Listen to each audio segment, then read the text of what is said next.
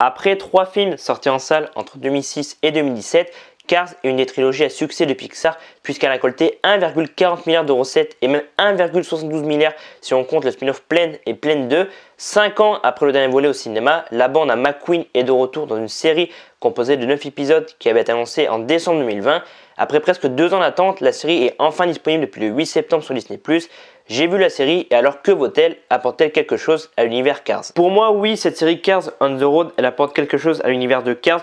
J'ai trouvé la série très sympathique, j'ai trouvé qu'elle apportait des nouveautés et des histoires très cool. On en apprend un peu plus sur le passé de Martin parce que la série vraiment est centrée sur Martin. Je sais pas s'il y avait 3 volets sortis au cinéma, il disait qu'il avait une sœur, mais là dans la série on apprend qu'il a une sœur et du coup Martin et Flash se rendent à son mariage. Du coup ils font un petit road trip, ils vont s'arrêter à pas mal d'endroits. Donc on va avoir des personnages assez connus. En fin d'épisode, clairement le dernier épisode, on voit un personnage qui avait été introduit dans le 3e épisode, donc sorti en 2017. Et ça, je m'attendais pas du tout. C'est un personnage que j'avais bien aimé, donc clairement, je trouve ça cool qu'on voit des personnages quand même assez connus ou qui ont été introduits dans le 3e volet sorti en 2017. On voit aussi des personnages qui sont introduits. On a des nouveaux personnages dans cette série Cars on the Road, notamment le personnage de Ivy à partir de l'épisode 4, qui est une ancienne Monster Truck qu'on le verra peut-être dans l'univers, je sais pas s'il y a une saison 2 ou un 4e volet qui sort au cinéma, je sais qu'il avait été question d'un 4e volet, mais il n'a pas été annoncé vraiment en vrai. Donc peut-être qu'on reverra ce personnage d'Ivy, cette Monster Truck dans une saison 2 ou dans un 4e volet au cinéma.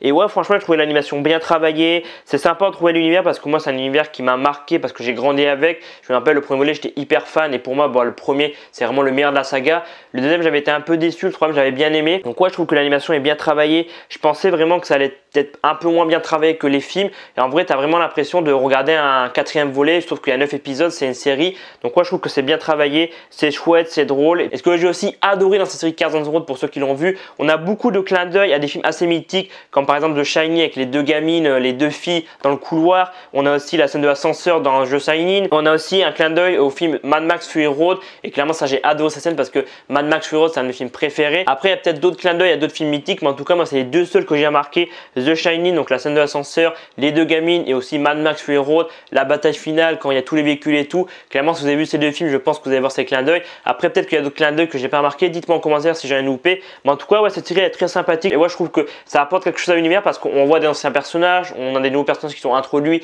et qui vont peut-être avoir le droit à des spin-offs, voire être introduits dans un 4e film ou une saison 2 potentielle. Et puis ouais, je pense que ouais, ça apporte quelque chose à l'univers parce que on revoit Flash, on voit ce qu'il fait après le 3e volet, on voit l'évolution de pas mal de personnages et on apprend un peu plus sur la famille de Martin. Donc ouais, moi j'ai beaucoup aimé, je mets de 4 sur 5 pour Cars on the Road. Et voilà, c'est la fin de la vidéo et donc la fin de mon avis sur Cars on the Road, dispo sur Disney+ depuis le 8 septembre. Dites-moi en commentaire si vous avez vu la série, qu'est-ce que vous avez pensé. Est-ce que vous pensez qu'un 4e film, voire une saison 2 verra le jour? Est-ce que Disney et Pixar vont lancer ça dans quelques semaines? Dites-moi ça en commentaire. N'hésitez pas à mettre un petit pouce bleu et à vous abonner, ça fait grave plaisir. Et moi je vous dis à demain pour une nouvelle vidéo. C'était Alban, prenez soin de vous, à très vite.